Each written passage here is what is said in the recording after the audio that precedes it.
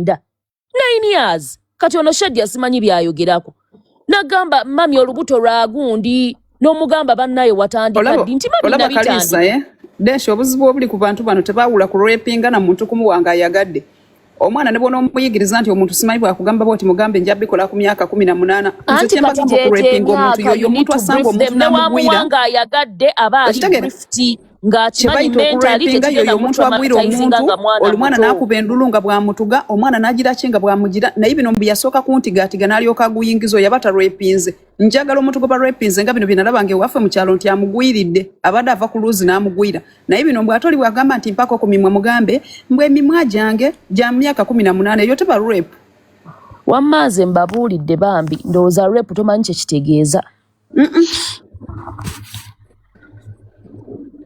okukuba kweyagalira n'omuntu atanatuusa myaka 18 abaana naye nga bambi abaana mbawe sex education y'ensonga lwaki ne ku ssomero bakuwa kye bayita sex education. Educate your kids. Of course la ku masomero bagamba nti kissing after kubanga abaana tuzaala abalala beesalirawo. Shadia gwe rape ki gy'omanyi? Nze gyemanyi eno for example Kalisa osanze omwana w'omuntu oba ava ku luzi oba ava ku dduuka n'omugwira n'ogumusimba nga muluma naye ate bino ate yasonka n'anyonka emimwa nansika obunywanto bw'amabeere nankwata ku kajanjalo omwana wo ku myaka gy'aliko egyo gy'aliko Shadia n'osanga nga waliwo omusajja gwe yamuyonse bw'atyo nga w'okyogedde najja n'agamba ku mami oli Peter yazze nankiisinga emimwa nankwata ku bbeere n'amala nanneebakako omugamba eyo si rape wamuwadde ng'oyagala mugamba agenda akuyonke n'akapama wamma kati mmanyi gwe ndiilinga naye but that is it nze wamma deshi nze kyekyo kye ngamba abantu Shadia olitegeerako ddi give people what they call sex education abaana abato balina okumanya ye yeeweeyo ng'amanyi maama yakiŋŋamba nti sirina kikola ku myaka gino nina kikola nga nkuze naye buli woosirika yamanyi gyegyo emyaka y'ensonga lwaki abaana ennaku zino bafunira nnyo embuto ku myaka 8 myaka 7 nga yeetisse olubuto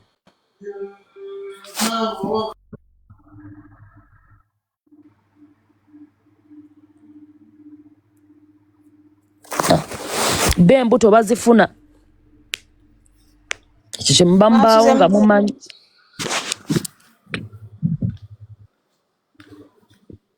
simanyi mumpulira tukuwulira nnyabo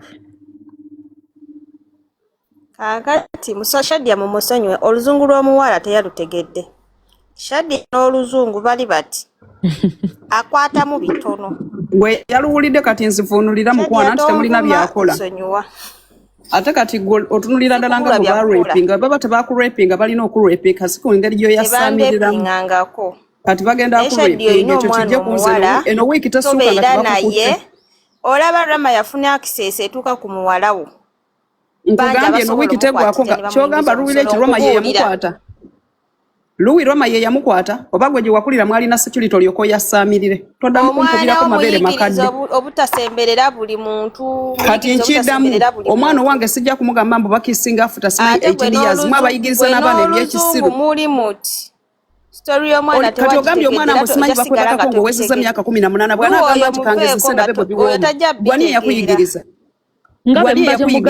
omanyi mwefuulafulanya abazungu gwani yakuyigiriza kyogamba ng'otuuza omwana ekintu no kyemukola mu buwangwa kibi nnyo era temukiddangamu kugamba muwalawo bwotyo senga we yalina okimugamba oba oyagala akitegeera mbuwulira senga ekintu kyemukola mugenda kukuba abaana bammwe omudibo ekintu kyemukola mu buwangwa si kituufu senga w'omwana yalina okubuulira oyo omwana we ebigambo by'omugamba ku lw'ensonga byabuwemu ebigambo by'omugamba byansonyi okitegedde mukwano Luwilight ebintu by'ogamba muwalawo si gwe ali supposed okubimugamba omuwemula ebyo bintu byansonyi senga w'omwana yalina okumugamba ebigambo siri mukazi muganda era tebina we binkwatirako ate era ne wenandiradde nandigambye wabivaako ku lw'ensonga maama tokkirizibwa tebina we bikwataganira nakuba senga muntu nga maama akuzaala maama omwana senga muntu nga mwana akuzaala maswali la haula omwana wemudde obuganda nansubuga wemudde obuganda senga muntu nga gwakuzaala mukonfisi nomwegenda ogambira muwalawo nti genda kenfuli owulira omudibo super kati sex education abaana bamuyigira mu P7 omanyi omwana emyaka gy'aba alina Bana ye munzijukize Sex education mama si alina okumuyigiriza omwana. Amuyigira myaka emeka abaana abamu bafunira n'embuto mu P7 P6 Yensonga lwaki they introduce sex education Shadia kyekyo 12 years 13 years omwana wayigira kye bayita sex education wategerera nti abantu omwami n'omusajja bebaka bonna omukazi afuna atyo olubuto ku myaka 12 13 gy'emyaka gyenyini gyegamba basomesa abaana babwe mwani yababasomesa bana ebabisomesa ku masomero ibanesha Shadia watukane mu P5 kati gulaki toleka mwana babimusomese ku ssomero gwate n'omudako nti omusomesa kali wulira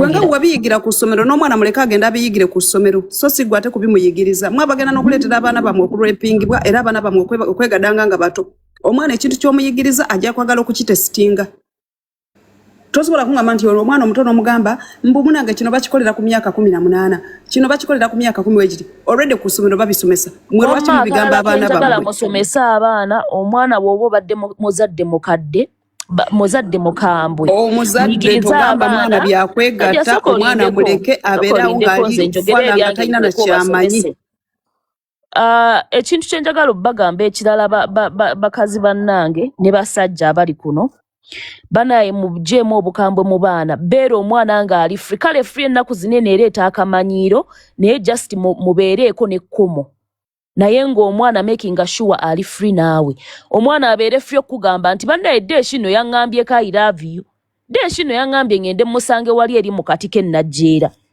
taata deeshi no yampadde ssente abaana mumba making okubeera nga bali free nammwe omuntu amugamba ekintu agambe bwenna akigamba taata tagenda kunkambuwalira bwe kinaaba kibi ajja kukambuwalira oyo yennyini akikoze akiŋŋambye newe munaabeetiisatiisa ne babeera nga buli ssaawa babatya ekintu ekinene ennyo kijja mmutuukako kye yandisharinze naawe n'omuwa amagezi dadi nno desha ŋŋambye njagala olowooza nkole ntya desha ŋŋambye njagala olowooza nkole ntya mutuule n'omwana omugambe deshi waaba akwagala desha akoze kibi nnyo ekyo si gyegyo emyaka gy'alina okugambirako nti akwagala genda omugambe waati walemerako ŋŋamba newe mwefuula bakambwe nnyo baganda bange temugenda naye nze Kaliisa olaba nze kinalabyewo ekisookera ddala bawala mu be bakwana kati obulenzi ndina wano akawala ke nalabye nga katuddemu eno sound eri ku trendinga n'akalenzi naye nga kalina engeri gye kaforcingamu akalenzi mbusimanyi yowa boyfriend yali ena akatugamba ada naye ng'olaba nti omuwala ali active n'okusinga omulenzi mama we yamuyigiriza dda challenge y'abana abaana mbu what did your boyfriend say simanya boyfriend wo yagamba ki mbu onyongerako ddi simanyo myaka emeka egyo Shadia olowooza abo bali mu senior niwe bandigadde mu senior anti beba abaana babwe bamuyigiriza nti okukisinga after 18 years kati abo agalagezesa kampeko ku submission mwasuse mukyano mwenna banaye muje baliko olinayo ku baana abawala nina abaana abawala babiri era nga nsaba okutuusa message yange eno gye muli abalina abaana ab'obuwala. First of all, omuzadde anaparenting omwana omulabira ku njogera. Ebimuvaamu bidetermining omuzadde who is a good parent. Sina gwe numbye temumbi masigenze personal. Omuntu anaparenting abaana yaleka omusange Uganda. Muliza nedda njogera facts omuntu anaparenting abaana omulabira ku njogera. Ebintu ebitayidde tebabirya. Oli otyo nojjula ebitayidde omuntu ategeera okwata molesting kids ate tekikoma ku bawala bokka n'abalenzi basiyagibwa nga bato. Mutunulidde abawala bokka but there are young boys out there. Hindako waliwo abaana abato gye bagenda bamama gye banobera oluusi mu bufumbo ayinza okugenda n'agenda ng'omusajja amolestinga akaana n'akakozesa emabega ebivaamu nno biyinza okubeera fato. Mwana ayinza okufuna HIV AIDS naddala abaana HIV AIDS akwata abaana abalenzi n'abaana abawala nti abo basajja oluusi abakwata abaana beetaaga kukalirirwa kutta era wano mu America ne bakwata nga ne bawuliriza abasibe nti wakutta omwana omuto ebiseera ebisinga bagamba justice has been served kasaba kutwala mu komera toyinza kuva nali mu komera ne bakweta bulisi nti wakutta omwana wano toyinza kuvayo oba ogenda kusima ntano babasanga beetuze and mind you abasoma bana babalwepinga zatasoma bategeeza bino tubijjemu okusaaga abana baffe bakwatibwa bato. This is not funny at all. Nenze mbadde nteesa ebiseera ebisinga abaana mwogere nabo omugambe nti when you see something tell me. Bamama olusi batyo okwogera nga abaana bamolestingidwa. Fanto mugumikirizaako wano waliwo nalaja n'agamba nti mwe mukyanyumya taata omuto nti nze brother wange kenyini ye yaneeziniranga. Naye ng'ebintu ebyo banaye tubivumirira ne sekuvumirira era amateeka gongere gabeere strict. Nze Desh gwe nakwatira ku mwana wange omuto nti yamukutte sigenda kulinda poliisi. Musabe Katonda musiibe mwenenye. Shadia naawe leka they educate people gojja kwegumya wano oli ku kyeyo abaana bali eyo babuwala babulenzi. Yeebaka ku mwana wange nga nyina ejjambiya nze ngenda okumusooka mu kkomera kubanga omusajja akwebakira ku mwana omutaata neetuuka. Naye kyewuunyisa nti mwe nnyini abagamba nti omusajja akwebakira ku mwana era mwabeebaka ku baana b'abakazi abalala kati nze mumwegerako sibitegeera. Okwebaka ku muntu atasobola kwesalirawo. Okimanyi nti 90% abasajja wano ku internet bali mu kugamba atasobola nategeera nti kyokola mwena abasajja mugamba nti ekyokwebaka ku baana temukiwagira naye ate comment section yona yona ejjudde abaana nga bagamba nti babakozesa kati ani yakozesa abaana abo. Okwata omwana omutaata neesalirawo n'omwebakako nga bamalaya gye bali osologera n'ofuna bamalaya naye newebaka ku bujje etto muganda yange obeera anti kati fanto mundina kyembuuza buli musajja ajja okwogera alaga nti alina enyiike ku mutima kati ba Luwilight balina babakwatanga n'abalala bali mu comment section. Omusajja ategeera teyebaka ku baana bataneetuuka. Omusajja ategeera kati mwena abali mu comment section abagamba nti baba raping ani yaba raping kubanga buli muntu mpulira nga awulira obulumi ku kintu kya raping kati ate fanto mugolumba si ya raping abali mu comment section because nga mu comment section olabyemu nti fanto muyankwata kyokka ali wanaayogera. Osegera ogamba otya nti omusajja akwata omwana wa myaka 10 myaka 8 nebeera topic eri funny really ne bakwata omwana w'omuntu myaka 10 ne mukisirikira ekyo kyetaaga tufuna okimanyi nti waliwo eggwanga eryalonchinga nti omuwala myaka 9 agenda afumbirwe. Tewaliyo tekiriyo mu nsi yonna myaka nze kankubulira Shadia eggwanga kiri ery'abasiraamu eryava yali Iran eyagamba nti omuwala myaka 9 agende mu bufumbo. Shadia nkwegaide eddoboozi lyetaagisibwa ku mwana ow'obuwala oli maama osajja eddoboozi lyange lirina bingi ebyokwogera nze yabagamba naye ng'abaana abawala ebyo byemugamba nti oli ku midiya kuno ebintu by'oyogera bayinza n'obutatira omuntu n'akikola bukozi ku mwana wo because of by'oyogera. Wuliriza tukola ekyo ekintu kulama kati oliyo bulaayo ogenda tegeera ddi ogenda kuvayo gy'omutte. Tuli ku midiya waliwo ebintu ebimu bye tutasaana kwogera Shadia. Ate mama nanga mbasika nzisiriro de kugamba wange kusirika Shadia yali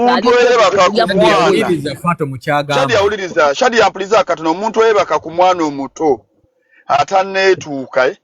That is a very sensitive topic. Eyo topic eri sensitive nyoka sitejjamu kwata omwana omuto.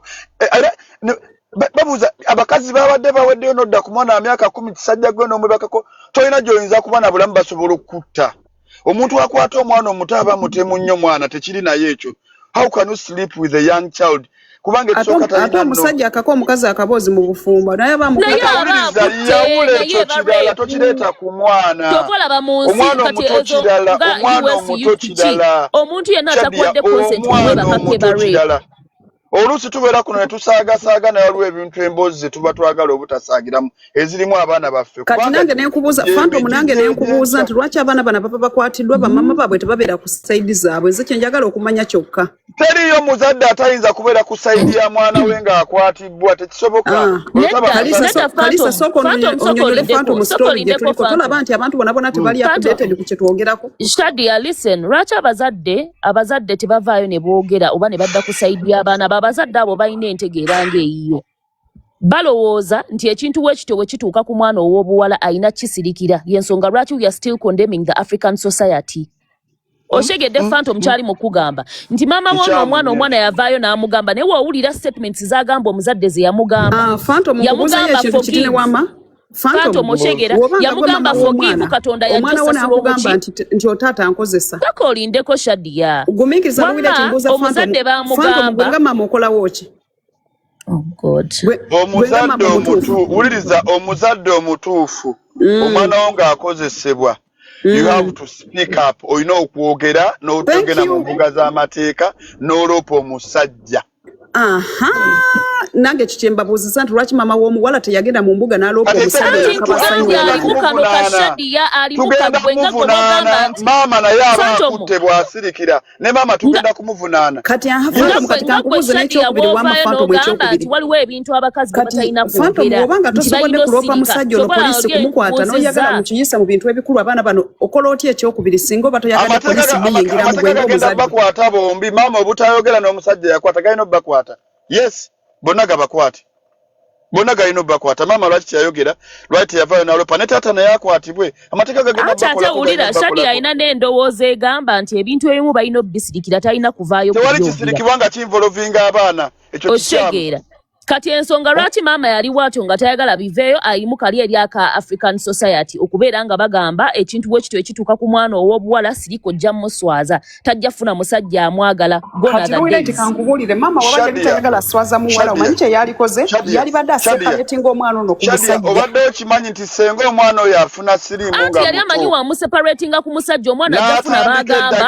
era babireete kubanga yali amanyi okimanyi omwana oyo senga afuna siriimu nga muto ne bamutandisa eddagala nga muto akula agamba I wish nali ntegera omusajja yansiga obulwadde teyandibunsiize bazaala ndi mulimu n'obulwadde bansiga busiige taata gwe nabeene yankwata bana ebimu tubirowooze ng'abazadde ebimu tubijjemu okusaaga waliwo conversation ezijja kuno nga zirimu abaana baffe ezo tuzihandolingenga n'obwegendereza omusajja yenna kukwatira omwana serubotte agwana kufumita nze nagamba awo nze gavumenti ekimpa ekyo nze nja basalako obusajja ekibuudo okijjanjabira luzira okwata otya omwana omuto omuntu akwata ente akwata ekisolo akwata omwana lutabeera mu society how abakazi baweddeyo abali abalajja n'abanoonya obufumbo era gwe okwata ebbujje abamu babatuga n'obbatuga bamanya nti amutegedde amwebakako n'amutuga emirambo mingi egy'abaana abato zisuulibwa ne bagamba bamusobezaako ne bamusuula ng'ate mwana muto gwe how do you feel abaana bafundika abaseno basa kuba abategedde rapist rapist agamba onkutte taata gwo onkutte ogenda okukanga ng'omwana bamutugidde gyagenze ku lujja okukima amazzi maama akanya kubuuza omwana wange bamutidde mu kidiba ne bamutuga kumbe taata yamugwidde n'amwebakako omwana yabitegedde ng'agenda byogera omuntu akwata omuntu omwana omuto yeetaaga attibwe sina ku mwana yekka n'omusajja ekyakwata omwana w'emyezi ebiri emyezi eja ebiri ne bw'okwata omukazi obukazi kabeere waawaka maama w'abaana tebakwata mukwate okwata otya omukazi notandika mukwata n'omukwata n'omutuga otandika omwebakako muleke bw'abagambye tayagala omuntu akwata omukazi nga naye waawaka wa mu nnyumba oyo naye aba rapist omukazi watukira okugamba nti ndeka saagala wabaawo ensonga lwaki oba omukaka ebyempaka genda ogule bamalaya gye bali abatagenda kkakibwa naye okakoota ebyamaanyi nti olidde ezanga olina okumpa what is that let it go ne bakwata abakazi bakwata abaana then mbawo ne mugamba yalose n'amukwata omuntu akwatika omuntu nodda ku muntu n'omukwata olwampaka mukwano kyogwo guwekananga ogwe ku muntu bwoti omukwate na byamaanyi eyo lava oba ogijjeewa omwana omuto omukazi ne bwaba muntu mukulu ng'omurepinze burepinzi nga tayagala ogwo omusango gwa naggomola nawe bakusibe munsi ezitegeera naye wano e Uganda afanda akusekerera busekereza era bw'oba olina akambe ng'akukwata musale toyagala ate okwata waati mba nti mutaddemu ssente kakati omuntu gw'otaddemu ssente agambye saagala kati ogenda kwata mukwate wampaka kambe mu bifumite okwata otya omwana emyaka 14 conversation ne mugifuulaawo oyo naavaawo n'agamba nti ye baali ose ne bamukwata omuntu yenna agamba nti baali ose ne bakwata omwana naye abeera alina omutima ogutali gwa kizadde naye enkuza ye matalinga gye tukulidde bannange wa matalinga wadde tukulidde mu famire enjava ezitabadde na ssente ne batutendesa amagezi ti omuntu takwata mwana muto ebigambo ebiva muntu ng'agamba balyoke bamukwate noonyereza bazadde be gye bamuzaala yakula atya bamukuza batya yasomerawa bazadde be baali batya taata baali bona naye omuntu nava naga bayose ne bamukwata famire kyeyinza okuraisinga omuntu awagira omuntu akwata abaana muddala nga wakeera n'ozala n'owerera abaana bo n'obasomesa bulungi n'obateeka mu society babeereyo ne babeereyo nga bawagira byakwata abaana oyo aba yakulira mu makaaki waliwo abuuziza lwaki abakazi bakuula abasajja lwaki abasajja babiwa abakazi bw'omanya oli otegedde abakudde lwaki oba okyawaayo toyongerako kite omuntu akuula abatakwagala Omuntu akwaga tayinza kulya bintu byo. Lwaki abakazi bakula abasajja? Lwaki abasajja muteekamu musente mu bantu abakula? Ate omuntu akula ate osigala omuwa. Ate asigala kula n'osigala ng'omuwa. Bwe tobuuka nti omuntu takwagala. Kitegedde. Omwana omuto okwata waaki? Juvenile.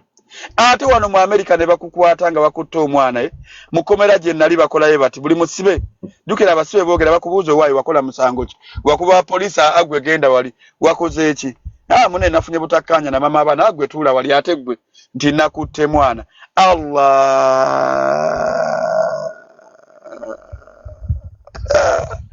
maiki gozimanye zibeera mu komera ano nga bakutte mwana Toye neruze naye bakutwala nti wakutte omwana oyinza okufiirayo mu kkomera abasibe bayinza okukuba kuba nabo balina abaana abasibe bayinza okukuba wanje good morning Shadia mwenna baliko so nze njagadde ku clearinga kino nze mpulidde ka story ako wali ndabye ku page ya Governor Esinga ka clearinzeeko omwala agamba bamubuuzizza nti mami we wamugambako nti ono mwami yali akozesa Nagamba yes, nagamba bamugamba lwaki olowooza yali takola ki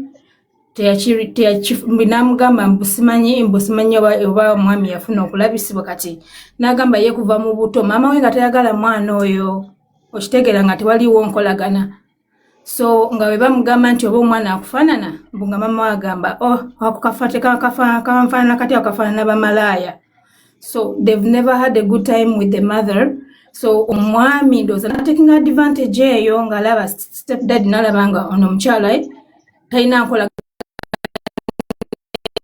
liwono omwana esongo n'omwana ate nga mami we mo kind of mukambwe kugamba n'omwana kasoba mweyabiza kyekiki tugambye nti obukambwe bw'abazadde sometimes it's not good omwana taso aba atyo okujja okubuulira ki happening abazadde bakendeze ku busungu ate especially kati omuntu alina paying attention Boboli na abana nga babawala nga you have a stepfather so you have to pay attention to that kwa bana abami you can't trust them around girls especially wabanga tamuzaala kubanga incidents zibaddewo nyingi so my love, you can't trust any man with your kid. You can't trust any man. Ne waba kitaawe wa mwana. Because scenarios zonna tuzituuse emmoka so kimanyi. Tuyina bataata abakutte abaana baabwe bennyini be bazaala. Kyebando waliyo omusajja mugagga abindoolo kati abaana babivaako be yawasiza ddala abaana ab'omuntu mbwezi yavanga butonga abalya ne batandika okufuna embuto mugagga abindoolo yabakwasa na bizinensi kati taata yeezaalira ddala mu baana maama ye yavaako obuzibu nange obwedda kye ndi mu kubagamba nti lwaki maama yalinga asirika kati kansubire ansa mugifunye ekyamaama okusirika teri maama ategeera ayinza kwagaliza mwana we kukwatibwa si kyagambekirala emmukasa labayo teri maama ayinza kwagala mwana we kukozesebwa musajja mukulu kati no kakubulire gwe naye engeri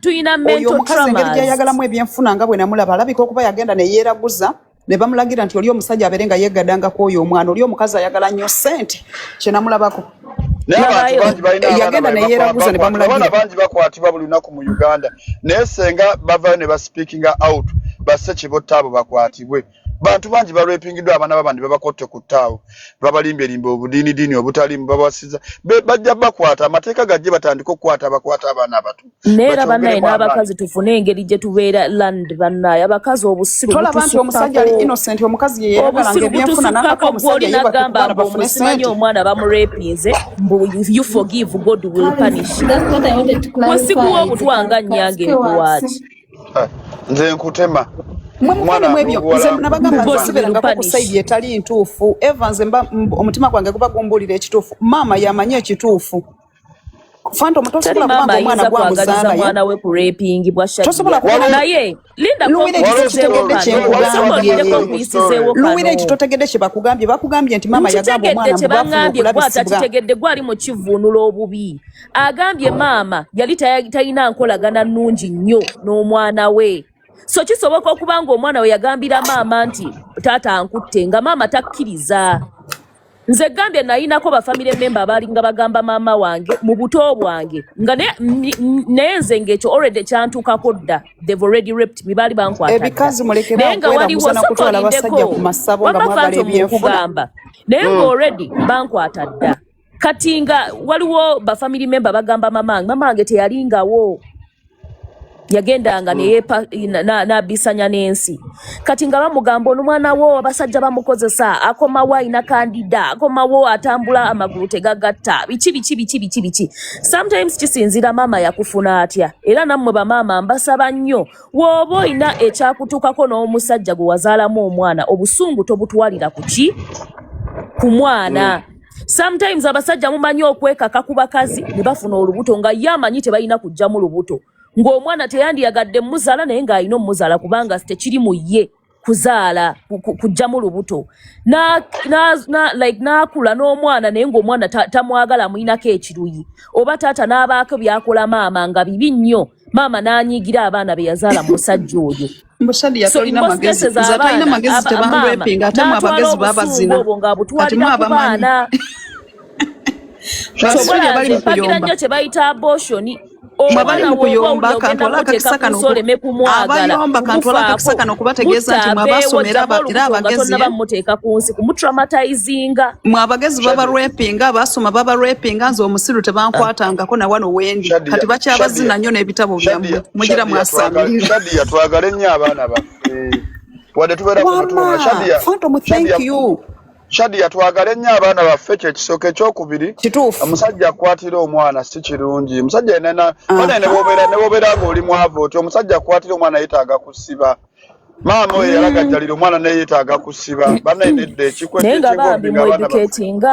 abaana baffe kintu kikulu nnyo Shadia omwana abonaabona nga taata amukutte omwana n'obeerawo nga siggwe safe place agamba nze maama mmutyaka ngende ewasenga gwe nja okugamba lwaki omwana omuteekamu okwo okutya omwana muleke ng'asobola okugamba buli kyakisiru ne mutuula ne mukisekako ne mubeera serious mukyogerako abaana be mutazaala lwaki ebikazi bino bano banyo mu bufumbo buli mwana gw'olina nga tomuzaala muzime Shadia omukazi waddembe okubabajaala Shadia omuntu wano banga abantu feeling comfortable it's okay kalisa abasajja muzina abaana be mutazaala ebikazi bwe binawanga bajja kulikodinga live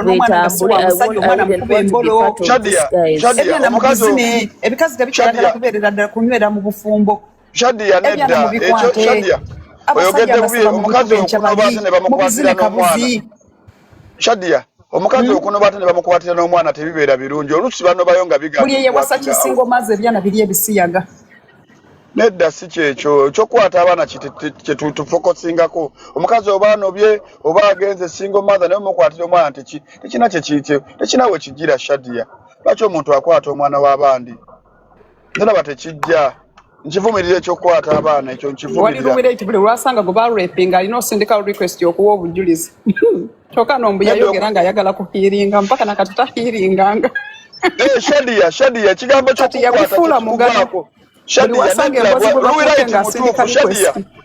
omuntu mutuufu Shadia omuntu ne baweza emyaka 5 ne baweza emyaka 9 nga yakwatibwa tekimuva ku mutima tugenda fulumyayo oluyimba nga lwogera ku kukwatibwa kwa Luwilight kuba nange omwana asina emyaka 8 azironga azi mu buto bwe yakwatibwa kimusigala ku bwongo okukwata tekikuvaako abamu ayinza n'okutta n'agamba omusajja oyo yakwata nga ndi muto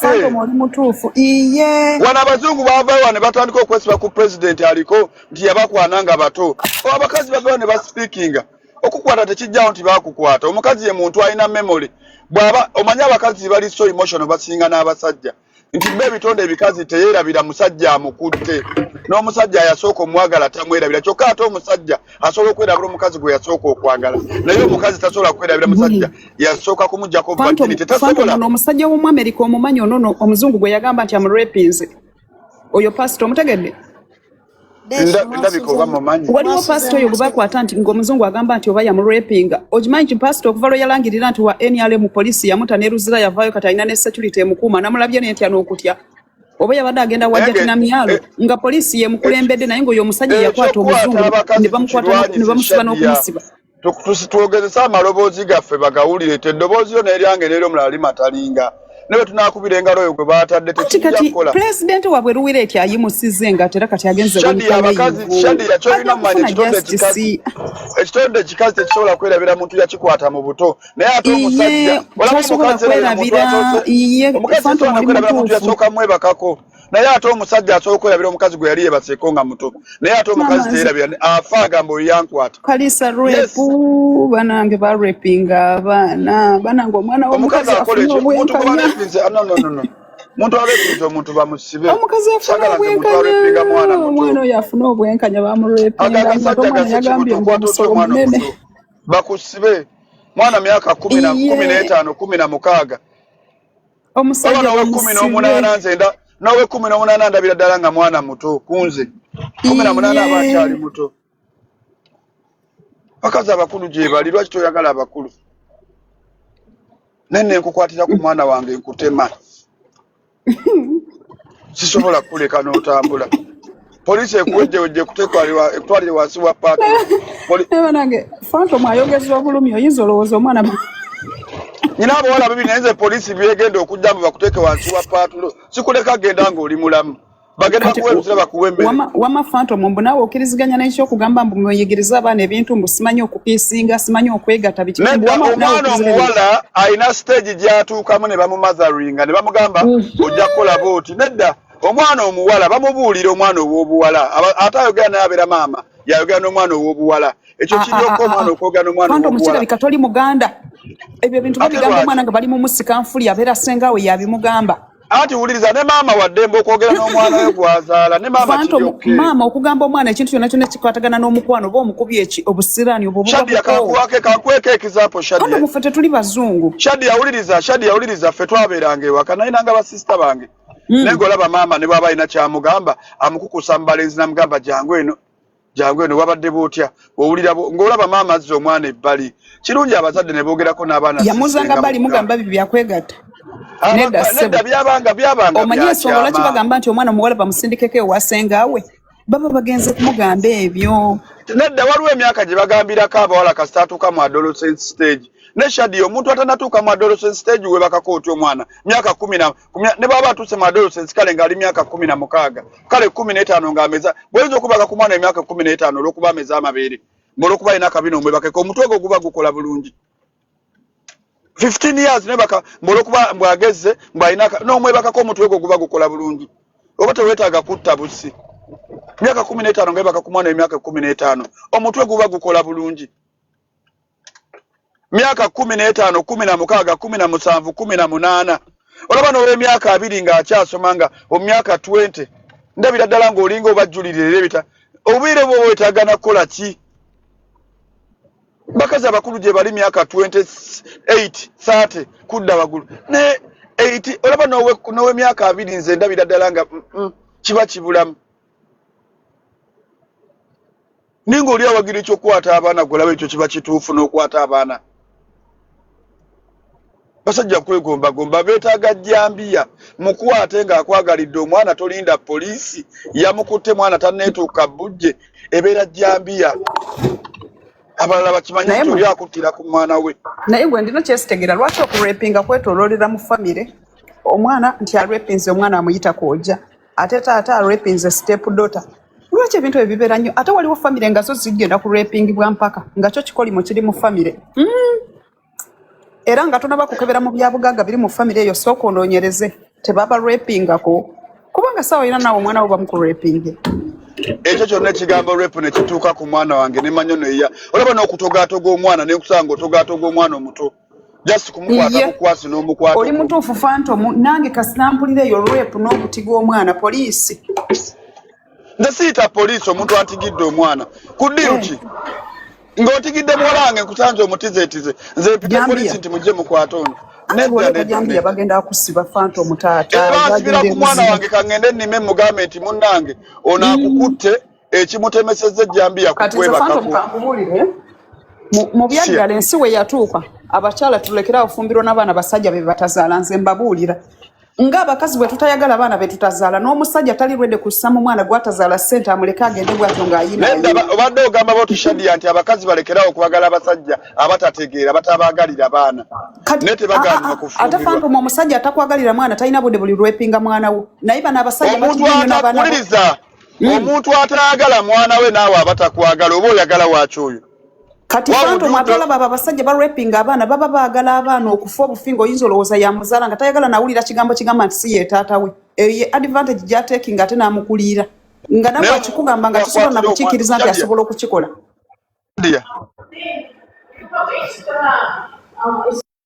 galira abaana abatakwagala naye kikozese common sense.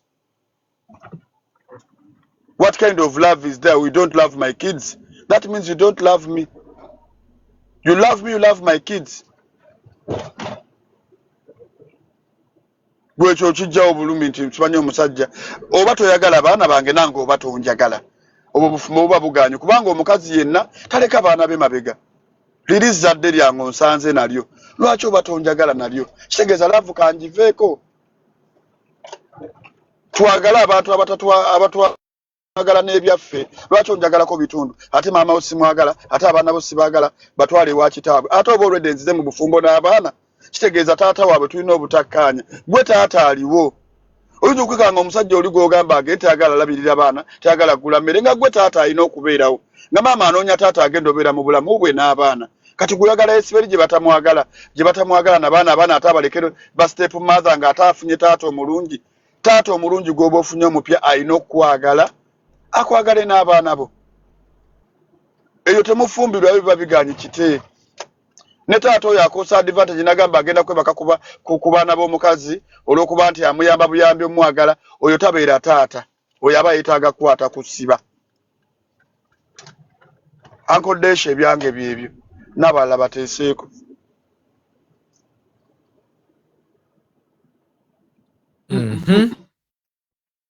Wanjire so Mbadde how are you mukulu Desh? Ndi bulungi ogamba otya nnyabo? Nange ndi bulungi ndi wano ndi sabutifu okoza nnema.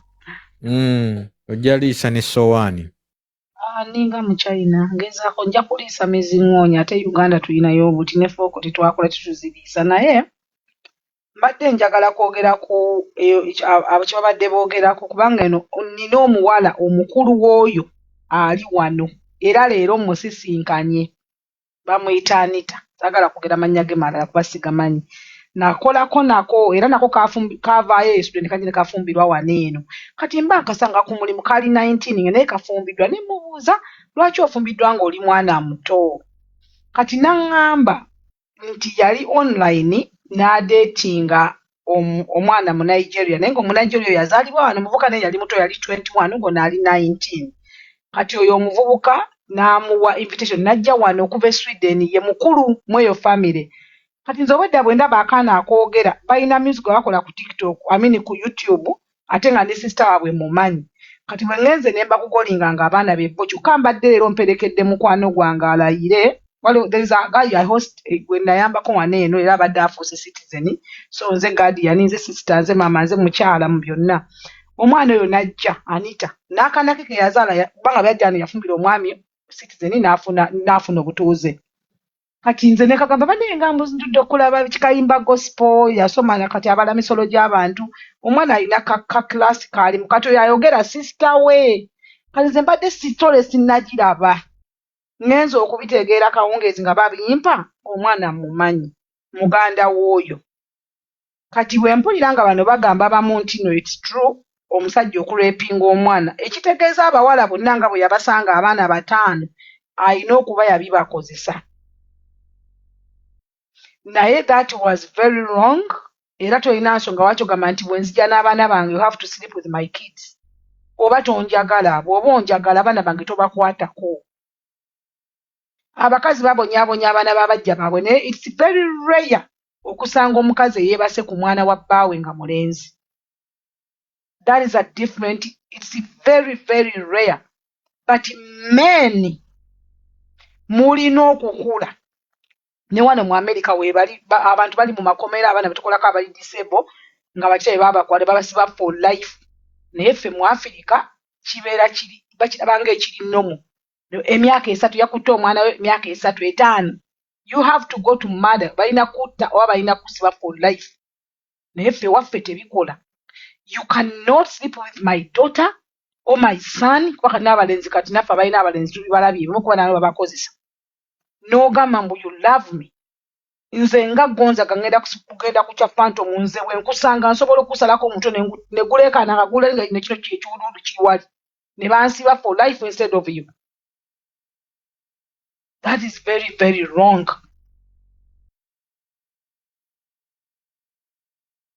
Kale kinnomi kubanga abaana mbamanyi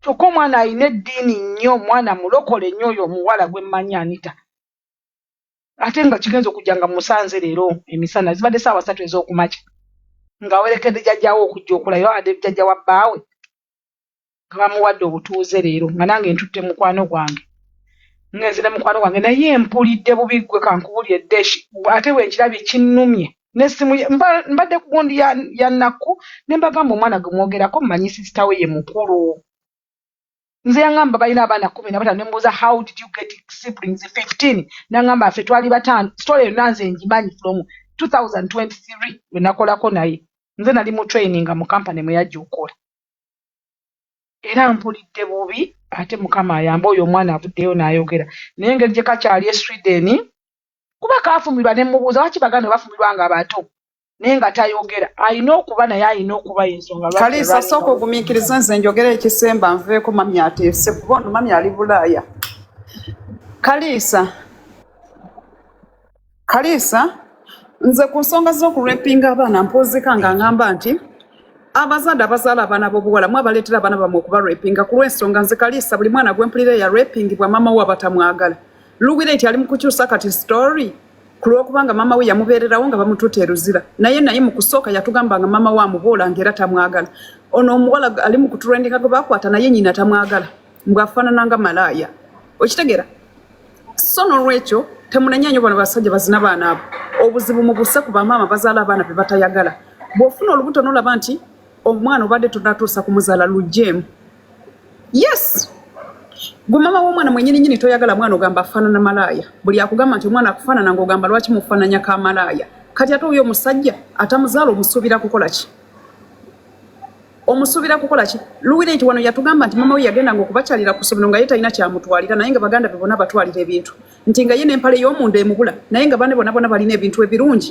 Kitegeeza ne mama we yali tamwagala. Obuzibu muli kumwe bazadde bennyini muzaala abaana nga temubaagala kyova olaba nti n'abasajja batuuka ne babarepinga. Nze sinawulirayo muntu gubarepinze ng'agamba nti mama wange yali anjagala. Agamba mama yali amboola nze tanjagala tebantwalanga mwana. You know? Bien biki ebyo? Yogereko katono naawe katono nnyo. Yogera. Tewaliwo muzadde azaala mwana nga tamwagala. Mami nze mbiwulirira ku bennyini nga babyeyogeredde omuwala kennyini yatwegambidde nti mama tamwagala muyita malaaya. Nedda yakimuyita because omwana yagezaako mugamba ensonga ezo kubanga abazadde abafirika yatugambye nti naawe mama we tamwagala nti ayagala nnyo baane nti naye yamuboola kubanga yakimanya nti yebaka ku kitaawo baawe yamwebakako. Okimanyi nti oyo omuwala bakugamba nti baane bonna babatwala e Sweden ye mama we n'amuleka e Uganda era nti okumutwala yakakibwa nti omwana mujjeeyo e Uganda omuleete. Era omusajja oyo yakozesa omwana oyo from Uganda teyamutandikira Sweden. Anti mama w'omwana kennyini yali tamwagala n'amulekera oli omusajja ng'ono omusajja amulaga nti ye amwagala nnyo okusinga ku nnyina amuzaala. Kati nze sijja kitwa nti baba tebaagala omanyi tuzaala abaana abakyala abamu kale sinze naye abamu nga ebadde accident n'ofuna olubuto. Kati omusajja n'atafunira olubuto ng'okimanyi nti accident okusinga okuzaala omwana nga tomwagala ate otandika okumubonyabonya olubuto lugjeemu. Yes. Muwoza nti temwagala abortion ate ne muzaala abaana nga temubaagala. Omanyi bantu bameka betulina mu inbox nga bagamba nti bamama babwe bababoola. Kati okuzaala omuntu gw'ogenda okuboola omwekyaye lwaki oba tomugyamu? Okimanyi ne wano wentudde nti abasajja abazungu era cases gyezine wano bababonereza nnyo tobola gyezine ziri rare. Kati e Uganda tetulina buvundu tetulina neswe baga student balina nago mateeka kusiba muntu kubanga Uganda yandibadde musibe right now. N'ekyokubiri mama w'abo abaana oyo omuwala ali mu kutrendinga mama w'oyo omwana akyafuna nnyo cases bwezito kulw'ensonga omukazi alina abaana bangi omuntu omu alina abaana 18. Nedda si mukazi omu nze omwana gwoyogerako muyina wano obulwa n'engeri gy'onokola ki gy'omulabiriramu abaana okutegeera nti ono kyekimuluma ono kyekyamutuuseeko ono ali atya abaana 18 omuntu omu. Nedda si ba mukyala omu omukyala yalina abaana 5 omwami n'amudeetinga n'ayongera n'azaala abaana bala bali 4 kati omwami oyo yalina abaana ababe era ne bwe yajja yayagala omukyala omulala n'azaala abaana nze omuwala Anita mukulu w'oyo omwana training leero musisinkanye muyina ne omwana muyimbi wa gospel ali wano namubuuza waki muli 15 n'aŋŋamba waayi tebali ba mwana ba mukyala omu abakyala balinga 3. Kalisa sooka komyewo Mukasa atunyonyola ensonga eno omuwala yagambye atya? Abana tebogera, they have different mothers. They are not one mother. No, that I have a proof here. Kubanga Anita mwenyewe gini yeyogeredde Mukasa yuyo era ava kukidamu n'agamba bwe yagambye. Tasobola kwogera nti abaana babakuba tekimuyamba. Madamu Rachel omusango guno mugujje ku musajja ya rapinga nankubadde naye kyeyakola si kituufu. Maama bwe buzibu. Nkulamusizza sooka owulirize bulungi. Osobola abagenda ene ku akaunti ya Governor S owulire story y'omuwala. Baakasazeemu bulungi nnyo kalikiriya omwana agambye bamubuuzizza omusajja akukwata nga mama akyali e Uganda oba nga avudde ali Sweden n'agamba ffenna twali tukyali Uganda. This girl was 11 years. Exactly. Kati n'atandika omukozesa nga amutogerera biki with other girls. Omwana n'ayogera mama n'agaana owulira. Anti wuliriza yes. N'akola ki? N'agamba ekisooka mama abwe yali mukambwe nga tebalina nkolagana kuva mu buto. Era talina tafuna nko time n'agamba mbu atulawo ne mama we nga ono tulaga daughter and mother nga omunabeera n'omwana we. Kati n'agamba simanyi lwaki kuva mu buto tulina mama ange tulina nkolagana. Madamu Rocho wamugamba nti nno. Ne banne. Oh, how she's speaking her own story right now. Kati n'agamba like eba mugamba nti omwana akufaanana nga mama agamba ngani kafaanana bamalaya okitegeera. Kati this situation okumugamba mama no daddy we yali step daddy we yali amukwana asimanya amukwata mama we yamugamba kimu mbu omusajja afuna okuwolesebwa okitegeera nga tayagala kuswaza ndowooza kumuswaza nga church mama we so mami we ya deciding on a stepdad instead of listening to the daughter. Yes. So that is the situation. So gende wa Governor S osoko owulirize ka story kali brief we kati bakasazeemu they had the podcast neba interviewing oyo wala. Nenze sikiwakira mukwano. I do not. Anti kakato so akuwakanira oli oyo mwala mukulu. Luli yali mwana mto but she's a lady right now. So now she's speaking up. Kataso akuwairiza mama we ayogera kubanga eyo rape trauma ate so amuva mu bulambu bwe bwonna. Ekintu ky'abazadde abafirika tukambwalira ffenna tewali wano go wakulira mu Afrika go manyiko omuzadde ngo mugamba mama njagala kugamba nagambo ngamba nti naawe. Madamu waliwo enjawulo wakati w'okukambuwala n'okuboola ebyo bigambo biri bya njawulo. Mukasa kitegeera? Yes. Waliwo enjawulo y'okuboola n'okukambuwala. So mwana she felt she was not comfortable around her mother. Ngata alaba mukambwe tamota bato kugamba ngalaba nga atamwagala. Mama yali mukambwe at the same time nga n'okuboola aboola. Kati omusajja n'ataking advantage. Omusango tugusse ku maama okusinga ku lw'ensonga oli teyali taata wa mwana. Omwana bwe yali amugamba nga bw'ati kuba omwana agamba ne bwe yatuuka mu Sweden n'alaba nga omusajja bamuleesera n'agamba maama we. N'agamba era oleese omusajja eyankola bw'ati ne bw'ati. Okimanyi nti okumanya bamanyi bagira ku gundiku bagita batya bano bayita batya bano abakongo batambulira ku bazita batezo babeera ababudami omusajja mukongo Munauganda Munauganda naye abaana bakongo ono omwana anita ayogera Oluganda.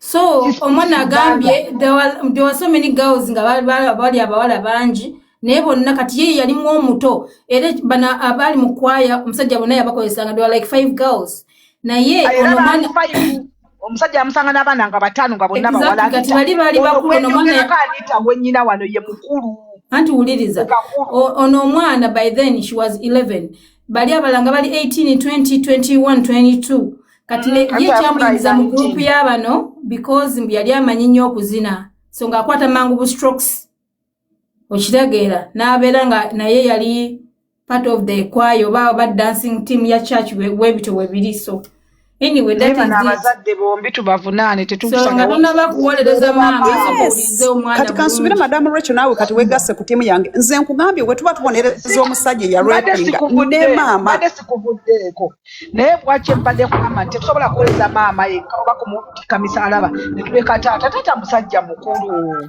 kati video gundi gy'abadde ayogerako yiino emu mukasa gy'abadde ayogerako bazannyira yiino anje bazannyire. Asima, how are you doing so far? First of all, thank you so much for each and everybody. I'm doing good. Thank you so much for sharing this. You know, I really appreciate to see that at least it's bringing an awareness, you know, to the world out there.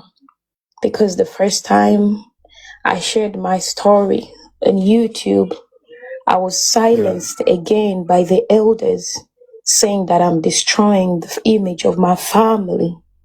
So I didn't continue a lot with the videos because, I mean, at some point I didn't want really to destroy my family because I love them, you know. But I said the story, but I never mentioned his name, and I'd left some details out there. But thank you so much for standing up and sharing this, and also for all the girls who have been through the same situation. It's not easy. The first thing they tell you, they ask us, why didn't you speak up? It's like now they are questioning you. You feel that pressure. And that's why you find a lot of girls, they don't come up and speak because they're going to say you enjoyed it because you didn't speak up, you know. But they forget the fact that let us first look, how did this happen? Especially the mothers, you know. We have this saying in our cultures that abazadde tebasobya, you know, zadde tebasobya. When I came out, I became the problem. I became the Jezebel. I became the demon who has come to destroy my mother's marriage. And the whole Sweden treated me like shit. Like I didn't matter. Everywhere I go, they're like, you evil child. How can you destroy your mother's marriage for speaking out that this man used me in Uganda?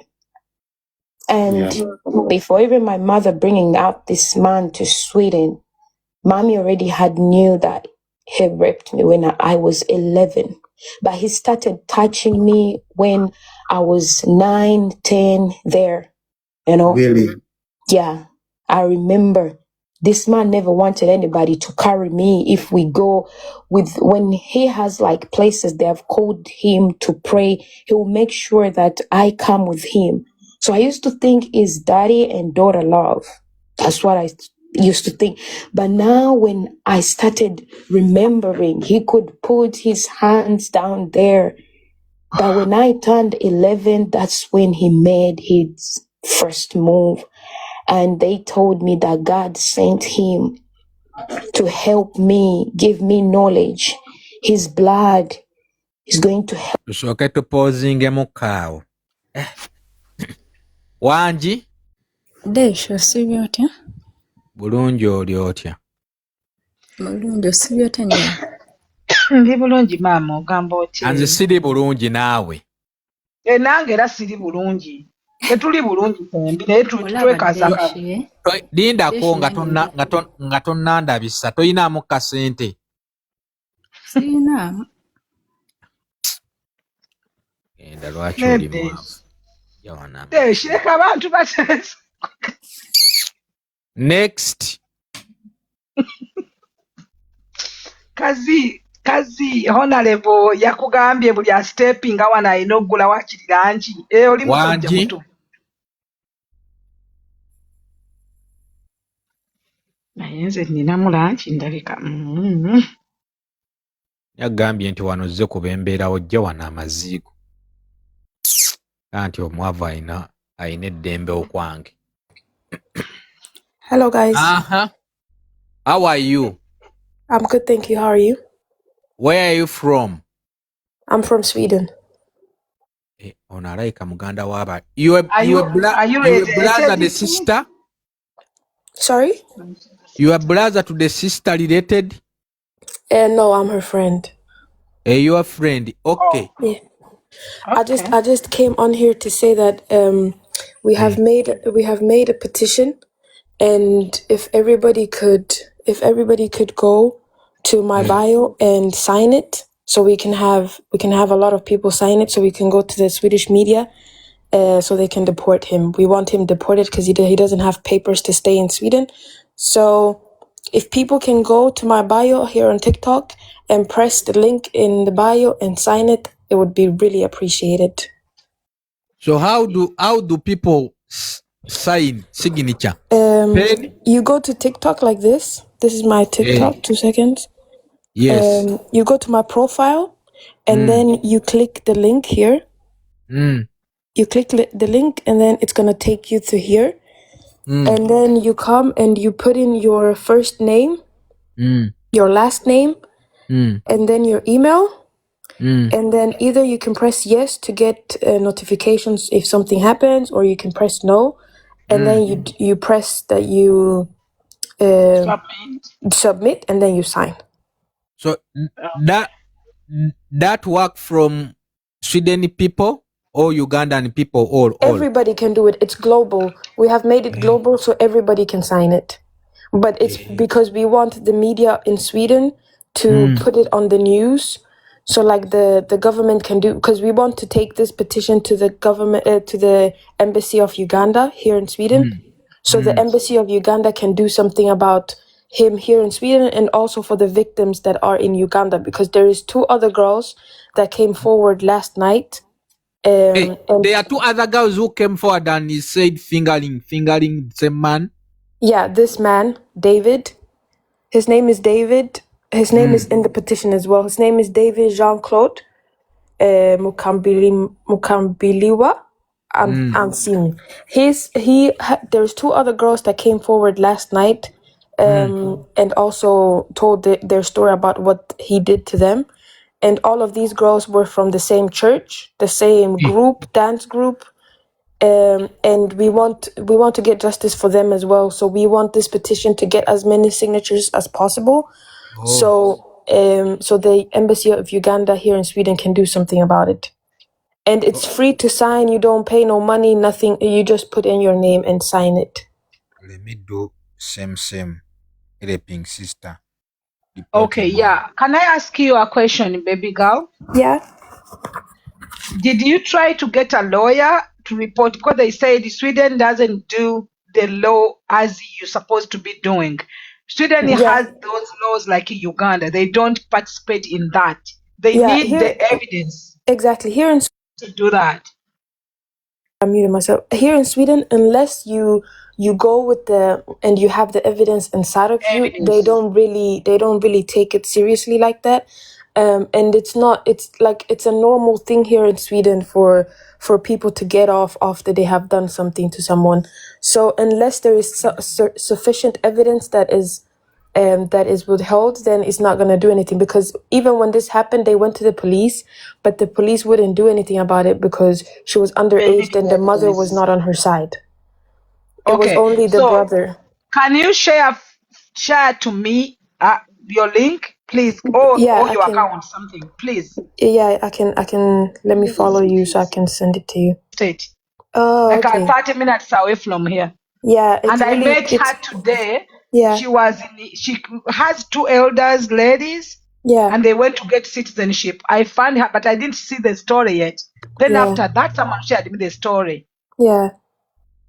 But the people are not, the family is not, the only person that is helping her or like is on her side is the brother.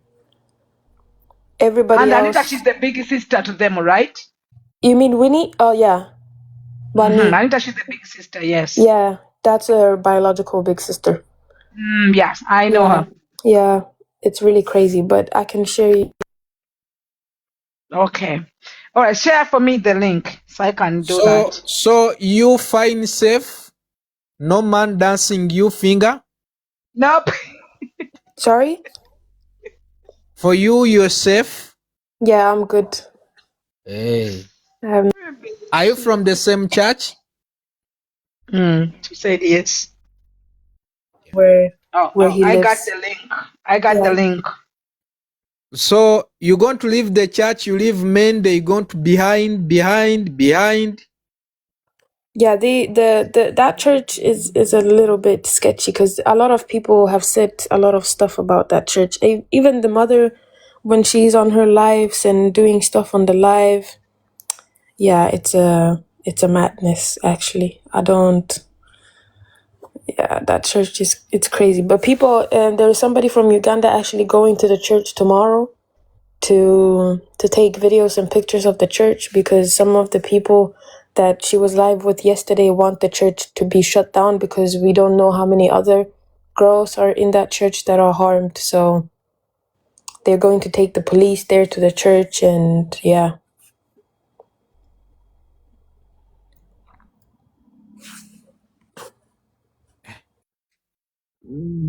Your English too hard. Sorry. Difficult. Sorry, I speak too fast. Understanding. But Uganda, you Uganda? You Uganda? No, I'm Rwandan and Congolese. Rwandan and Congolese? Yeah. I don't speak. Cyane. Mvuga gisedwa n'icyongereza n'ikinyarwanda. Kanoonya amanyi olunyarwanda wanaatuvvuunulire. Anyways, guys, I just came up to say that you guys please go sign the petition so the embassy of Uganda can do something about this here in Sweden and also for the victims in Uganda. Thank you. You're welcome.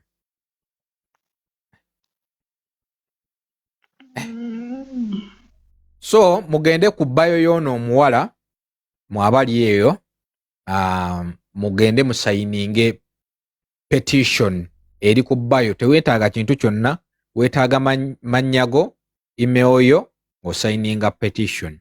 Kyemmanyi ndowooza mubitegedde. Ku bayo ye kuliko link.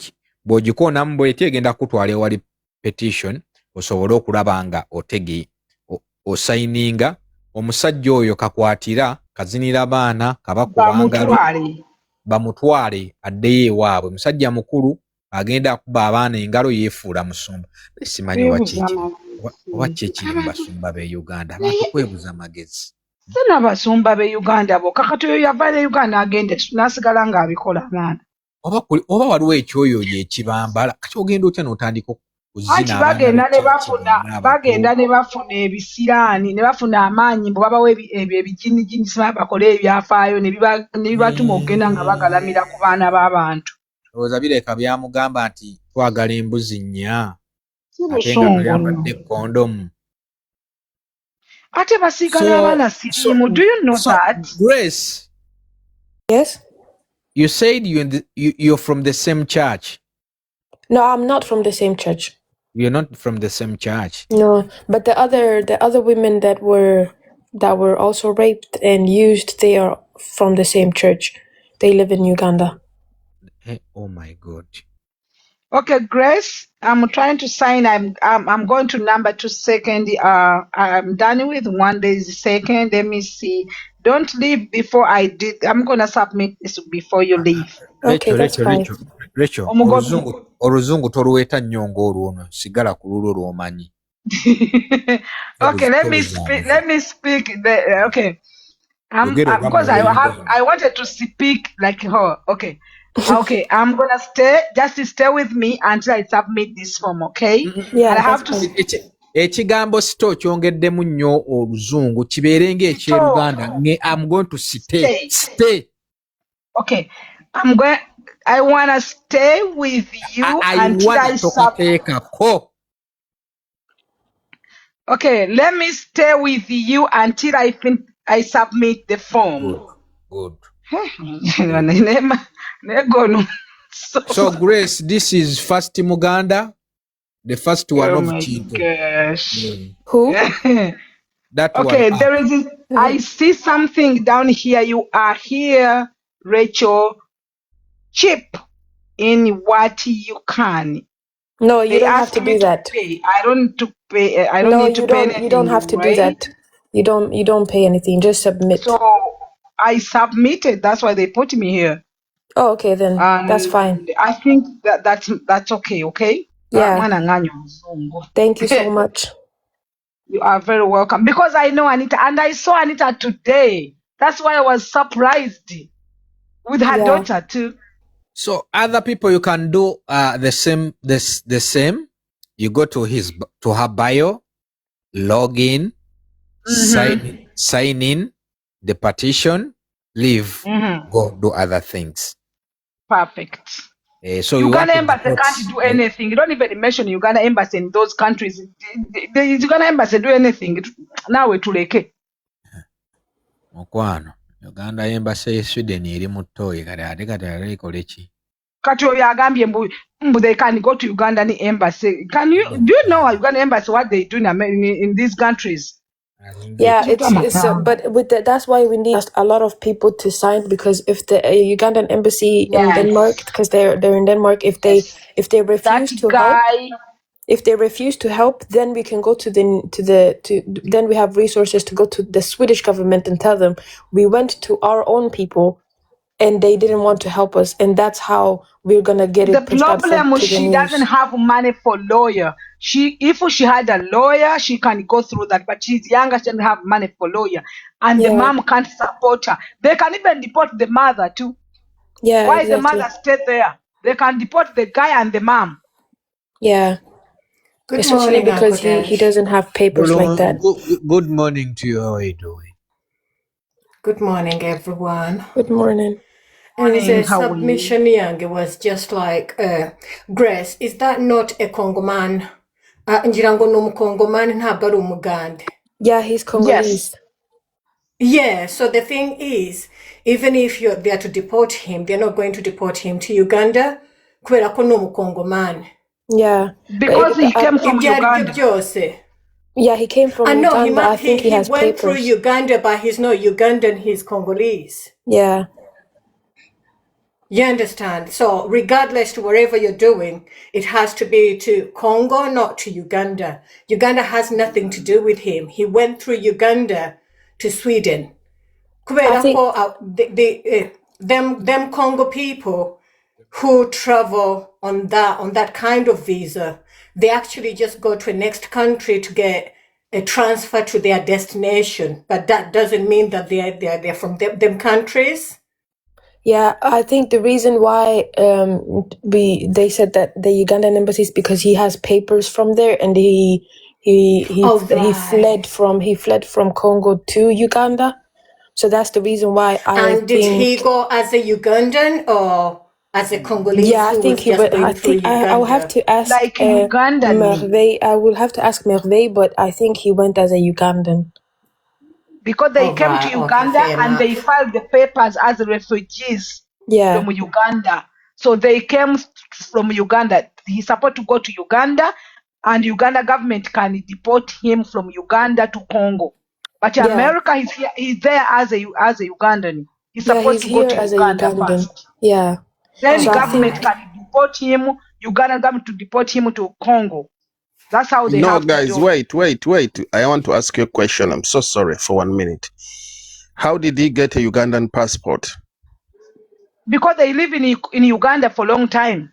No, because even the girls are Congolese. Listen, the Congolese who used to live in Uganda, they were under United Nations, and some of them, they've been flight out to Canada and America. Thank you. Because they've been looked after by United Nations, and some they've been selected with the United Nations Department paperwork to Canada and America. But in that case of his case, I don't know about that guy's case. But the issue is we have to make sure that there is a solid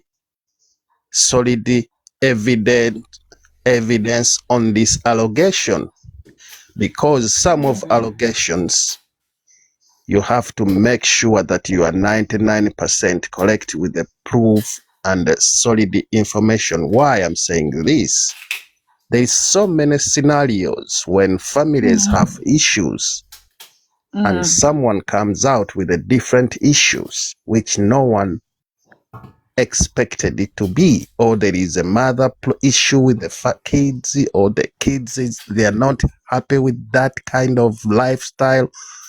I'm not saying yes, I'm not saying no, but I'm on the right side, which is saying we have to make sure 100% we know this person is a criminal, because now we are only here one side.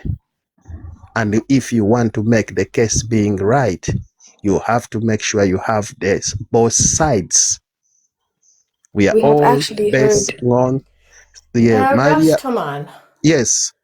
Rastaman, the thing is, when it comes to rape, this girl is coming out with her story. It's not like we are going to have another side of the story. Of course, the man is going to come out and deny because he's a rapist.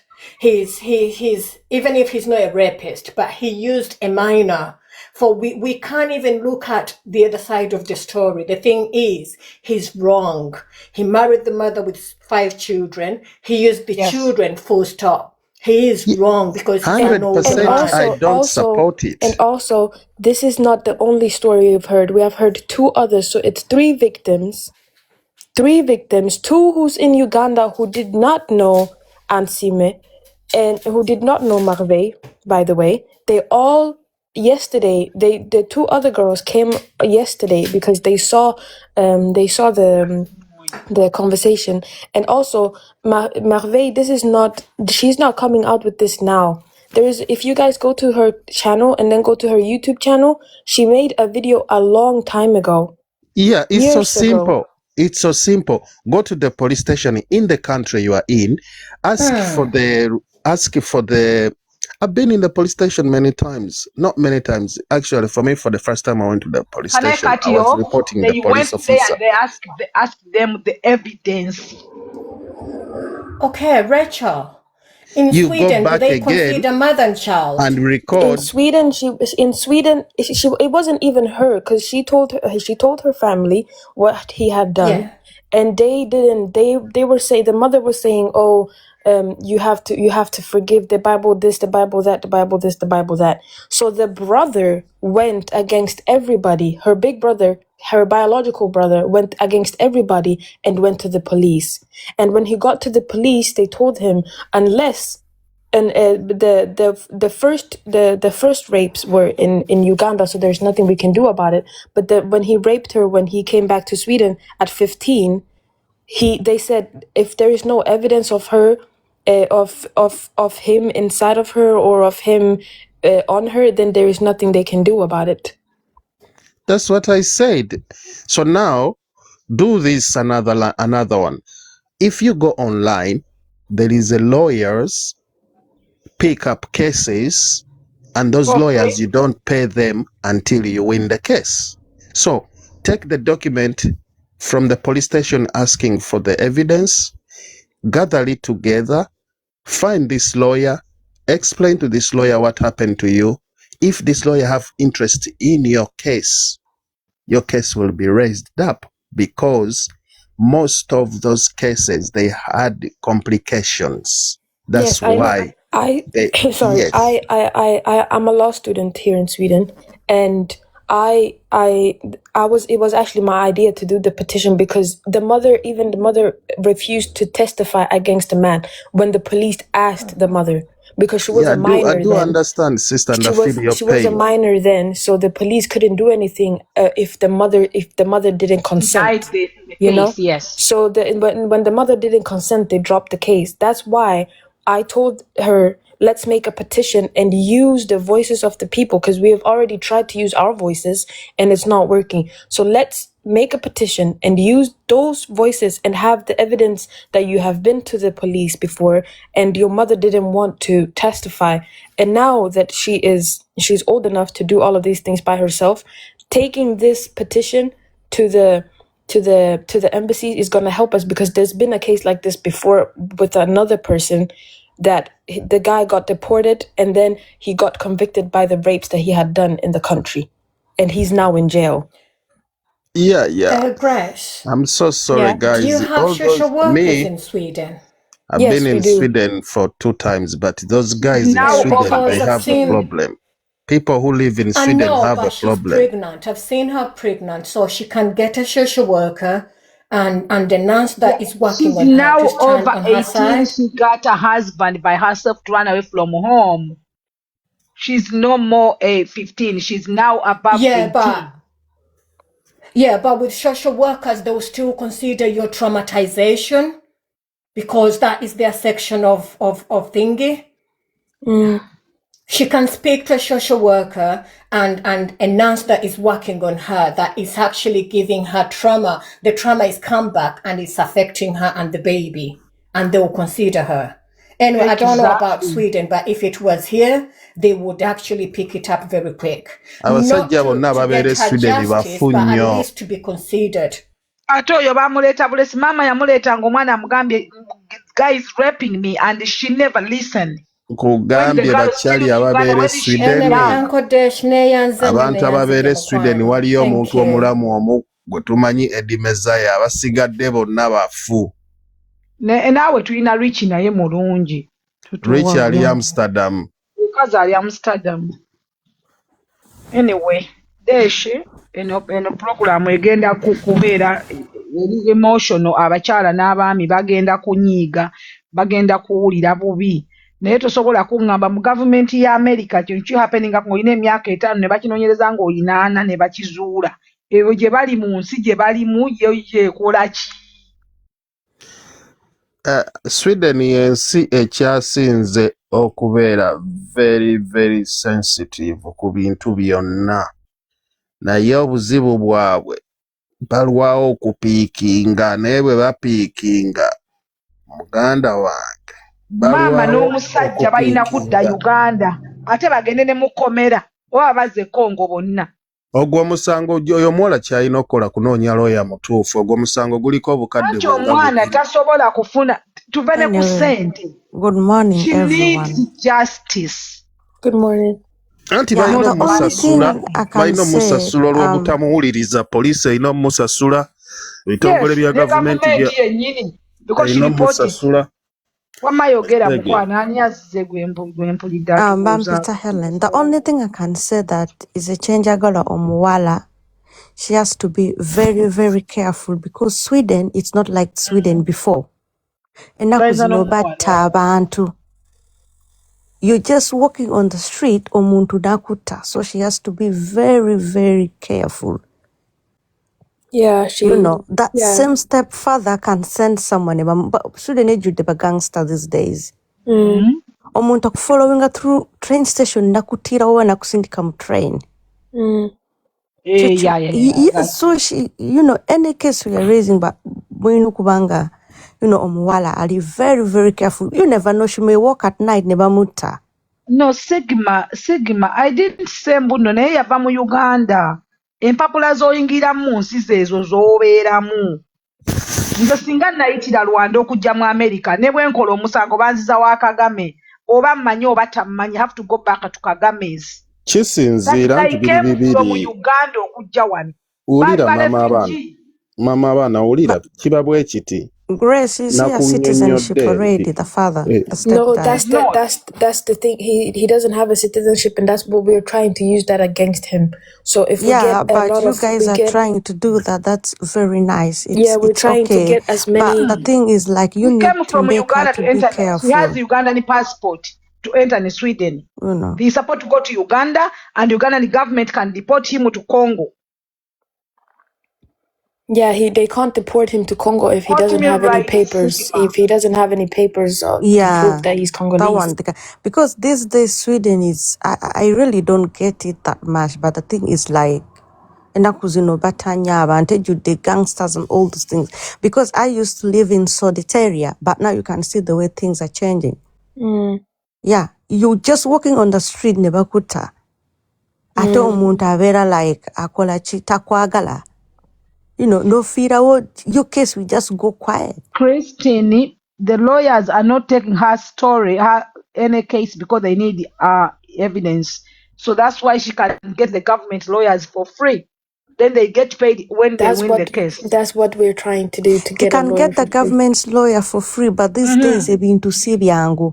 All those social workers have been to be away. It's very, very hard to understand the Nakuzino.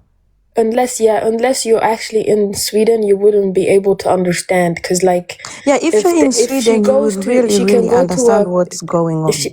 She can go to a worker like the social services, and then the social services can be like, okay, well, let's take your kids from you in the meantime while you're doing this, and that's not what we want. Grace, do you know these days if you go to the social workers, they don't even help you these days. Exactly. Bako. And we don't. If we use mental health and say that she's unwell, then they're gonna see her as an unfit mother and that she's bringing stress to herself and her children. Yeah, and they will take a child away. She is capable. She's capable of taking care of her children. She has a very, very loving husband who loves her, who helped her take her out of the home that she was living in. Trauma. But the Grace, trauma is coming back, and she needs. Do you know a lot of friends I have now these days? They don't have their children at home because of those things. Exactly. You need to know. They will use that against her. By force in Sweden. By force. Katomuwala, we just have to be very careful. Sweden gangsters these days. Yeah, and the reason you guys see her crying. The reason you guys see her crying is not because bannange Kadama ngenda kuvunulira oba linda chairman wammwe Nabuuma salaamu aleikum agenda kuvunira kyotategese kyekaka. If you have not understood the English, don't force yourself, okay? Obanze njogera n'olukyoli, they will understand very well because I'm from Nebi. Yogera n'olukyoli bagambe mu lukyoli. Yogera luzungu bw'ofunula mu lukyoli mu Luganda kwa n'obimanyi n'Olunyarwanda tuyambe. Nze nsirise kanne mute. Don't mute. Yeah, as I was saying, this story has already been out there for a long time. This is not the first time she's coming out, and I'm happy that it's finally getting the recognition that it needs, and we need to keep supporting her so hopefully we can get him deported, or something can be done about it, because the victims in Uganda needs justice as well. But what else? I heard someone was saying that, we need to go to Ugandan embassy. But there's no Ugandan embassy in Sweden. No, not in Sweden. Denmark. I meant the one in Denmark. But I don't think if they're going to help in that case, to be honest with you. And I don't think so, because that embassy, but the only embassy that they help, if you're in Uganda, most of the time, if I'm in Uganda, I don't have money. I would just bash myself into the embassy. I would say that, I want to go back to anything. They will give me money, but in Denmark, I don't think so. Yeah, but if they don't help, because he doesn't have papers, right? So yeah, he doesn't have papers, but Ugandan embassy won't going to help at all. If they don't help. Yeah, let me tell you guys, in America, okay, let me talk about myself. When I have a problem right now, I go to Google and I say, I search government lawyers. When I got government lawyers, I pick a phone numbers, I call. I say, hey guys, someone did this, how can I get help? Then the lawyer can call you back and say, what happened? Can you please sit down? Are you okay? Can you call 911? Okay, explain to me what's going on. Then you tell him, or her, whatever you want to tell him. You say, okay, can you come to our office, or can you come to meet you? That's how it works. So, but if you cannot get that help from the government, now I don't know you guys how you can survive with this mess. Yeah, we don't really. The government here is shit. I hate. Yes, being that's here. why at the first I said that even to be a Sweden, chuka. But the reason why I came up with the idea to go with it to the government is because then we can, if the government says no, then we can say, okay, we have gone, because it happened, I told you guys, it happened to another person who was from another country, and we did a petition and we went to the embassy, and the embassy didn't do anything about it. So we went to the Swedish government and we said, we took him to where he comes from. We went to the embassy and the embassy shut us down. You guys need to do something about this, because there is women out here in danger because of this man. And he got they took it and they deported him, and the victims in the country that he comes from, they came forward and then he went to jail. So that's why I'm saying, if this doesn't work, then that we have ammunition, we have evidence to go with it to the Swedish government, because she is a Swedish citizen. And the father, the stepfather, is not a Swedish citizen. And that could delay him getting papers. That could consider them taking him out of the country because he's a danger to people. That will make them consider the kids under his roof. They will start investigating the kids, the little ones that is under his roof. So it's like we're not just trying to do it for Ansimo, we're doing it for all of the kids. Already? Sorry? The mom, is she a citizen? The mama? Yes. And they're going to get married, and the laws here, I don't think it's like they used to be, but when you get married to somebody that has a citizenship, it would make it easier for you to get a citizenship if you go through. Yes, I know that. I understand exactly. So Grace, Grace, here we have too much Kadamas in the Yakubus. They don't understand. Sorry, guys. Sorry for them. English, small. Kadama chairman. Here is the Kadama chairman. Interpreting for the fellow Kadamas. Deshi, can you direct them to go to the so they can sign the name? Because they asked me to show us. Nabuma. Hi,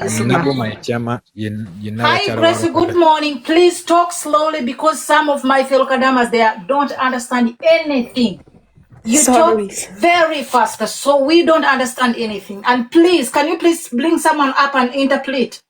Because all of us, we want to know what's going on. But all of you talk English. My fellow Kadamas, they don't understand anything. And you talk too much. Slowly so that you can understand. Okay?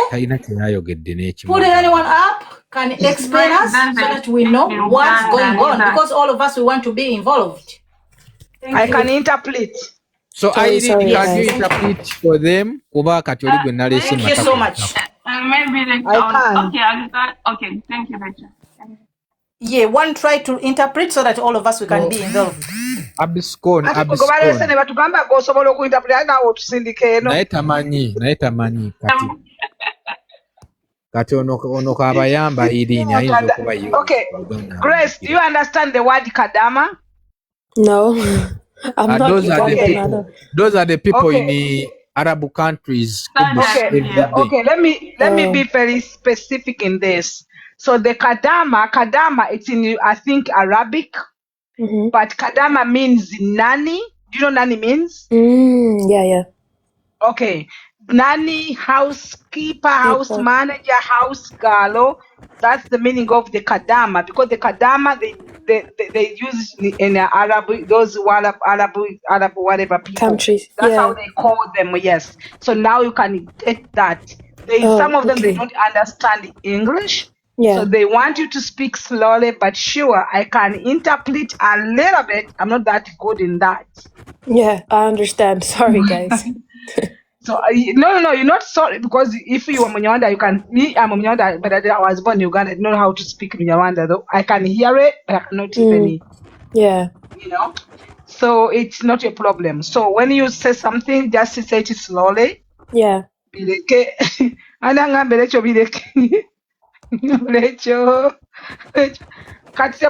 don't want me to interpret. Okay, Nabuma, you can come back and interpret for your girls, because they told me Rachel leave it. No, Rachel interpret because they need to go understand. Actually, I came to remind them so that they can. Someone said Rachel Bileke. Why do you want me to Bileke? Because you don't understand it. Yeah, who your man are getting all Uganda? Musaininge Bambi. You sign. Go to her. Go to Grace's. Go I've to already Grace's. signed because Mugende the I I've think kugundi you're already ku signed doing. because account they've ya just sent it for me on Grace, WhatsApp. Okay, account ya that's so beautiful. Ansima, na ya Oh, there is even governor. her name is Ansima. The Yeah, Oh victim is her yeah. name is muja Ansima. kusangayo mwingire mugundi, how do you call it again? Oh, Oluganda kubayo ojja ye, kwogera olimba. Yeah, mugende TikTok, kubayo right? ye, mu clickinge muja kulaba the link, eyo link, actually muja kuandika just email, N'amanya. n'amanyago, no, awansi Ne bakubuuza oba where you are. oyagala No, bakubuuza where you are. The state. oliwa, just This clickinga is yes, my Ekibuga. a bio, country, and then you go into in my bio, Yeah. click the link in the bio, and then it's gonna come up like this. And then on the side here, it's gonna say first name. Then you put your first name, and then last name. You put your last name, and then your email, Okay. and then Grace. Grace, that when you see and first sign. name in Uganda, Yeah. you say give any name in Oh, Uganda. Then given the name, last name in Uganda, you say last name here they say surname. how do you father, erinya lya surname. taata, surname, Mm. era Surname. English, is Given simple. name, Given and then surname. surname, Given and then surname. given and surname, and then email, and then press that, and Email. then sign. And me, they ask me my state, my Oh, I don't country. know. It was already written there. Me, when I Oh, just clicked on, they bring my email, like America, just too sensitive.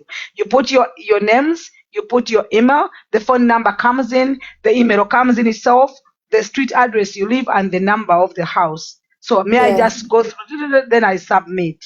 So when you're in Uganda, put your surname, your given Yes. name. So go to my bio, and then click the link in the bio, and then it's gonna come up like this. And then on the side. Kalaba emikwano nga bwe Grace atulaze awo, oyingira mu bayo. Grace, put it back please, sorry, so that they can see what we are talking Yeah, about. they want to see your TikTok account, how Okay, the name is there. Muingira awo mugundi ya Grace. If you can restart it, go back to your main gundi. Yeah. You enter, you click in her account. Muingira mu account ye bwatyo. Clicking awo wakute. Eyo gundi, eyo link yiyo awo. Otekako amanyago nga bw'okimanyi nga bw'ogategana ku gundi ku Form yonna. ku fomu yonna gy'okola. Erinnya lye erisooka n'eryokubiri. Akantu akayelo ko clickingako kenyini eba esayininze busayininzi just like that. Manya Anti ebuuza ekibuga mw'oli, ensi mw'oli, ne street address. Nze babimbuuzizza simanyi oba nze ali wano. Dash wannabyo obikola, wabikoze Dash? And also, I think for the people that are in the Arab countries, the reason why it doesn't work, I think, is because the change.org is blocked. So you can use a VPN if you know what a VPN is. Because last night we had some people who lived in Dubai who couldn't do it. So use a VPN, and if that doesn't work, then unfortunately I do not know how to help. Yeah, okay. Kale katugendere awo. Let us go with that. Yeah. Katugendere awo. Yeah, you guys in Dubai, you need to have a VPN. Bakadama, they told you guys Bakadama, you have to omuyina okuba ne VPN. I know you know VPN. Because I have my friend there like a 7. Bankubira ku masimu nga bakozesa VPN. Yeah, nyina bakwano bange Bakadama obadde ki? Yebokka nyina nga 2 mu aba. Nakuba group yange yavaako ya WhatsApp. Nalina n'1500. soba mikwano mugende musayininge somasima oba mwagala kuyamba Ansima musayininge eyo sayini zammwe ejja muyamba nnyo in a court tegeera. And abaliwo gambye nti anoonye gundi social workers actually Sweden bw'ayingira mweyo gundi abaana be bamubatwala kubanga era bajja beera bafokasinga okubaana tebajja mufaako n'omufaako ate nga amanyi kulabirira abaana be alina omusajja we amwagala nnyo naye kyayagala justice kubanga baganda be family ye yonna temuyambye kyobola tebamukkiririzaamu ye kyobola yazze ku online akimanyi family abamwagala bangi family si wa musaayi family oli is just luganda lwange lubuze so no please oyo gwalina taata we omuto eyawasa maama we taata we amuzaala si amuzaala oyi step father ate abaana oluganda abataata we yawasa maama we okay ate atya nnyo kubanga abaana be maama yazaalamu oyo omusajja bonna baabatwala kati tebali special service yabatwala kubanga baali tebabalabirira bulungi nedda oyo omusajja yali abakuba iye kati ne bagenda ne baripootinga abaana bonna 10 ne babatwala kyobola kati eyo case bakimanyi nti eyo family have a lot of chance to deport that guy. Exactly. If he has that case in the government, the problem eliwo omukazi tayagala kubi how do you say to talk about it okulirizinga mubaawo agende kubanga atobola azikiriza abaana be ate mukimanyi eyo gundi eri so hard kubanga eri church bamumanyi kino nabi omusajja naye nabi kati omusumba abeera registered in here. When you become that, you have to register yourself, your church, your businesses and everything.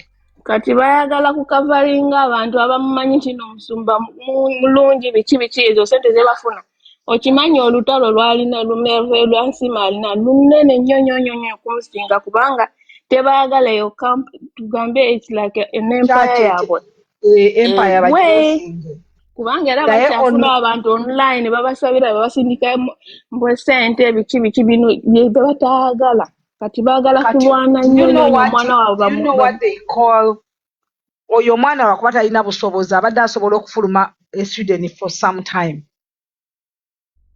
I think she's heavily pregnant right now. And now she's pregnant. That is the bad thing. I'm sure they should have considered. And do you know why she talked about it? It's when because Bagala in you know when you get raped, you can be healed physically, but emotionally you will never. She has a loving person, but she has that trauma. She kept it will never go away. And that's because when she sees her husband sleep on her or sleep with her, her memories goes back towards. Yes. She's a very strong girl, I can tell. She need counselors, she need doctors, gynecologists, she need everything to stable her life. That's why she got that energy to take it off. The reason why the trauma is coming back is because the family does not want to. The mother is getting married to him, and they wanted the dad to come to her. They wanted the dad to come to the baby shower, to her son's baby shower. According to herself. No, to herself, her family, akale babera bamutriginga kitegeera omanyi omuntu omanyi ize omanyi oyo omulabe wange naye ba family baba bamulaba nti ye enjo kati buli bwe bagera elyo linya limuluma nnyo si just kulyogera naye bagamba that aja wano aja kubebisha simanyi biti biba bimulumira ddala kati byebingambe kati mwe munjagala oba temunjagala oluzeko nve ku luzuka njogere Luganda deshi omuzungu oba mugobi oba tusigale ku ludi kya simanyi. So what you have to do, Grace, we subscribe to some of us and you're gonna be waiting to see other subscribers or whatever they're gonna do. And just thanks for being like a part of Asimwe. Thank you so much. And don't give up. No, we're gonna fight it, and we're gonna get her justice. Do not give up. She needs justice. Yeah. Before even she gave birth. Even the other women in Uganda, they also need justice. We can't forget them either because they have gone through bano something bangambye mve horrible. ku oluzungu sirumanyi naye nga mumanyidde. Anyways, I have to go Anyway, now, guys, but thank you so much okay. for having me up, and I appreciate you guys talking about it and bringing justice for Ndowooza our nange girl. Desha anshuula engeri gye sitamanyi luzungu ani Thank you, anaayogye. Dash. Dash. Oyo So kaakati